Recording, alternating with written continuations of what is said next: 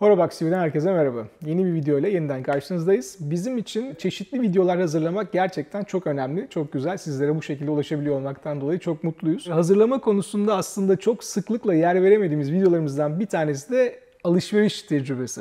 Bu konuda çünkü siz de takdir edersiniz ki her gün bir saat almak çok da kolay değil. Gerçi Serdar performansıyla yaklaşıyor olsa da son zamanlarda aldığı yeni saatlerinden bir tanesini tekrar kameralar karşısına taşıyalım istedik. Bu da IWC Portugueser 40. Peki Serdar, anlat bakalım bize bu alışveriş macerasını. Yani öncelikle şunu söyleyeyim, bu alışveriş maceralarını paylaşmak çok keyifli oluyor ve Horobox olarak bu alışveriş macerasını aslında sizlerle farklı şekilde paylaşma planımız da var. Yani bir süre sonra bu sizin saat alımlarınızı Horobox ekranlarına taşıma gibi bir proje üzerinde çalışıyoruz. Umarım en kısa zamanda bunu yapabiliriz. Onun ötesinde Burak'ın söylediği gibi saat alımları her dakika olmadığı için hani bunu böyle bir seri haline getiremedik ama eğer sizlerin de katılımı olursa muhtemelen saat alım tecrübesi adı altında böyle bir Horobox'ta video serisi görebilirsiniz. Benim satın alma tecrübeme gelince hikaye biraz uzun tabii. Yani ben bunları paylaşmayı ve hani aslına bakarsan parçası olduğum Horobox'a konuk olmayı çok seviyorum. Bu arada Serdar'ın ilk IWC değil bu saat, hatta ilk Portugueser de değil. Baktığımızda Serdar Oğal'ın bir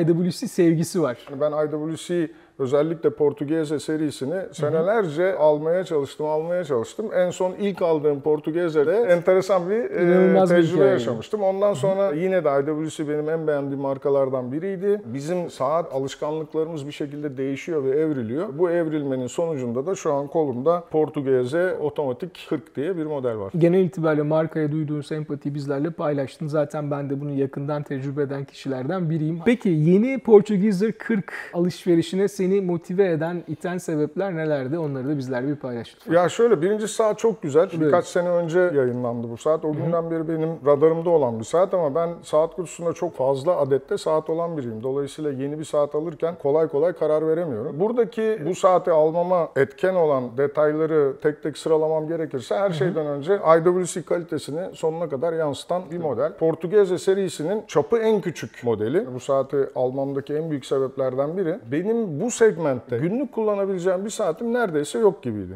Çünkü Dresswatch'a gittiğimiz zaman biraz daha böyle üst düzey, yani fiyatı da tabii haliyle pahalı ve her ortamda takamayacağın saatlere sahiptim. Ve daha böyle hani bu segmentte günlük takabileceğim bir saatin peşindeydim. Çıktığı günden beri de takibimde olan bir modeldi ve çok özel bir kadran yakaladım bu arada. Hani buna ne diyebiliriz, yine somon, bakır falan öyle bir karışımda. Çok da memnunum. Bu arada ben Serdar'ın anlattıklarına şöyle bir ekleme yapmak istiyorum. Dresswatch dediğin bu gerçekten çok önemli. Çünkü sen bildiğim kadarıyla, benim şahit olduğum kadarıyla 40 mm civarındaki saatlerden hoşlanıyorsun. Yani bunu ideal bir boy olarak görüyorsun, öyle söyleyeyim, erkek saati için. Ama Dresswatch, Classic Dresswatch dediğimizde, klasik takım elbise saati dediğimizde inanın bu ebatlar ciddi şekilde aşağı düşmeye başlıyor. Aynen öyle. Aynı zamanda saatin tasarımı, kasa tasarımı olsun, boynuzların tasarımı olsun, boynuz açıklığı, kayışının kalınlığı, bunların hepsi belli bir şekilde küçülüyor, inceliyor. Saatler daha zarif bir hale geliyor. Bu bakımdan aynı zamanda spor kıyafetlerde de kullanabilecek, yani smart casual dediğimiz giyime de uyum sağlayabilecek ama DNA'sında, tasarım çizgilerinde gerçek bir Dresswatch özellikleri, unsurları barındıran saat bulmak çok zor. Ve Portugueser bu konuda bence en başarılı model ailelerinden bir tanesi. Baktığınız zaman evet, saat kesinlikle bir Dresswatch. Hatta şöyle söyleyeyim, web sitesindeki fotoğraflara bakıp saatin 40 mm'lik bir saat olduğunu tahmin edemeyebilirsiniz. Evet. Daha ufak bir saatmiş gibi duruyor. Bu boyutla alakalı değil, saatin tasarım detayları bu şekilde.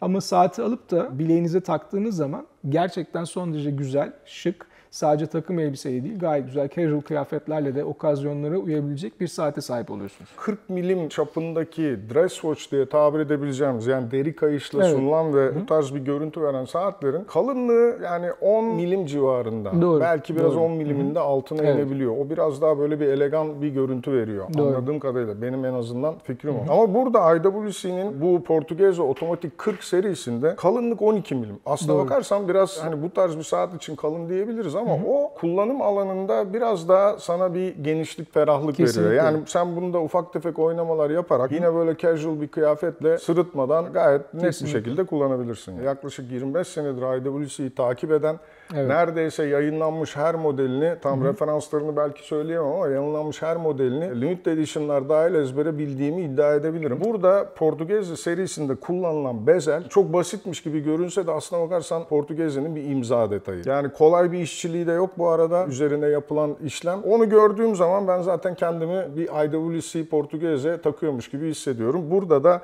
her ne kadar çap biraz küçülse de o bezeli oraya yine aynı özenle oturtmuşlar ki saat dışarıdan bakıldığında bu adam IWC takmış geliyor diyorlar. Haklısın. Yani. Doğru. Bazen çok basit detaylar ya da üretmesi, tasarlaması basit gibi gözüken detaylar size aidiyet ya da aşinalık hissi verebiliyor. IWC Portuguese'ın üzerindeki o ince yuvarlak bezelde bunun bir işareti. Genel itibariyle, genel hatlarıyla saati konuştuk ama tabii biz saat sever olarak her zaman değiştirmek istediğimiz, şöyle olsaydı daha iyi olurdu diyeceğimiz unsurlar, yerler olabiliyor. Senin bununla ilgili bu konuda bir fikrin var mı? Bu saati alırken motivasyonum o kadar yüksekti ki yani saatle ilgili herhangi bir kusur bulasım gelmedi. Ama şöyle bir şey var. Ben mesela kahverengi krokodil kayışını da aldım. O kenarda duruyor. Bir süre şimdi bu siyahla idare edeceğim ama kahverengiyi taktığım zaman çok net yani ben biliyorum ve hissediyorum kolumda daha farklı bir saat, daha farklı bir model taşıyormuş gibi olacağım. O da bir nevi işin heyecanını bana yaşatıyor. Ama illa da hani bir şey söyle dersen katlanır bir klipsi var. Yani bu yine IWC'nin birçok modelinde kullanılan bir detay ama ben bunu sevmiyorum. Yani bu kötü demiyorum. İlla da bir şey değiştirmem gerekiyorsa bu katlanır klipsi değiştirdim. Bu arada genelde saatlerde bir yeri değiştirmek ister misin sorusunu biz incelemelerimizde sık sık dile getiriyoruz. Çünkü insanlar %100 bir şeyi beğenemeyebiliyor ya da ne bileyim en azından 10 tane parametresi varsa bunların 8 tanesini karşılaması durumunda yeterli motivasyonu bulup o saati alabiliyor. Yalnız gerçekten işini iyi yapan markaların uzun zamandır üretilen modellerinde bir şey değiştirmek fikri çok da çalışmıyor. Neden çalışmıyor? Onu da şöyle söyleyeyim. Ya şurası şöyle olsaydı dediğinizde zaten öyle bir model yapmış oluyorlar. Aynen öyle. Bakıyorsunuz katalogda ve görüyorsunuz. Small seconds olmasaydı small seconds olmayanı var zaten gibi. Ya bu altın olsa ne kadar güzel olurdu. Hangi altın? Sarı mı yoksa pembe mi şeklinde görebiliyorsunuz. IWC de bu markalardan biri. Portugueser da kesinlikle bu model aileler arasında yer alıyor. Bir şey daha ekleyeyim. Bu da bir hani eleştiri ya da bir fikir olarak söylüyorum bunu. Şimdi bu saat ister istemez biraz küçük bir saat ve çelik kasa kullanılmış, deri kayışlı ve katlanır klipsi olan bir saat. Yani koluna taktığında böyle o tam kolunda ağır bir saat görmüyorsun. Dolayısıyla bu sanki saat biraz daha seni casual tarafındaymış gibi hissettiriyor. Ama sen bunu bir de altın kasayla kullanırsan o zaman hani dress watch ötesi bir şey çıkıyor karşıya. Yani gerçekten taktığında her ortamda böyle seni belli bir seviyenin üzerinde saat tutkunu ya da belli bir seviyenin üzerinde saat taşıyan biri olarak öne çıkartıyor. Öyle bir profile çeviriyor. Aynen. Kapanışa geçmeden önce merak ettiğim bir konu var. Genelde takipçilerimiz de bize ulaştıklarında, bana ulaştıklarında bu soruyu soruyorlar. Geniş bir koleksiyon sahibi olarak bu saatin ne kadar bilek zamanı alacağını düşünüyorsun? Yani haftanın kaç günü Serdar Oral bu saati takar diyelim. Aslında videonun başında onu anlatmaya çalıştım. Yani benim bu saati alma sebebim bunun günlük bir saat olması. Günlük bir saatin kolunda alacağı zaman İster istemez çok daha fazla oluyor. Tekrar söylüyorum yani çok önemli markaların Perpetual Calendar kronograf bir tane saatini almışsın. Baktığın zaman o da müthiş bir dress watch ama sadece işin güvenlik kısmı değil. Yaşadığımız hayat aslına bakarsan o segmentte değil yani. O segmentte geçtiğimiz dakikalar, günler sınırlı ve o saati o günlerde takabiliyorsun. Bu daha günlük bir saat. Benim bu saati alma sebebim hem casual'a yakın ama genel anlamda dress watch gibi görünen ve günlük takabileceğim bir saatin peşindeydim. Bu da aslında senin sorunun bir cevabı oluyor. Bence birçok saatten çok daha fazla bilek zamanı alacağını düşünüyorum. Heyecanlı ve sevincini ben buradan anlıyorum. Evet, yani... Eminim kameranın arkasındaki izleyicilerimiz de bunu anlarlar diye düşünüyorum. İşte biz o kameranın arkasındaki kişileri de buraya taşımak için gerçekten bir proje peşindeyiz. Yani düşünsene o alım maceranı bizlerle paylaşacaksın. Biz bunu bir video haline getireceğiz. En sonunda belki buraya oturacağız, konuşacağız ya da saati aldığı ortamda, butikte neresiyse orada bunu yapacağız. Bakalım yakın zamanda sizleri de burada aynı tecrübeleri paylaşmak için konuk edebiliriz yani. Peki Serdar çok teşekkür ediyoruz. Yeni saatin hayırlı olsun. İyi günlerde kullan diyelim. Çok teşekkür ediyorum. Herkese buradan selamlar sunuyorum. En kısa zamanda bir sonraki videoda görüşmek üzere diyoruz yani. Hoşça kalın.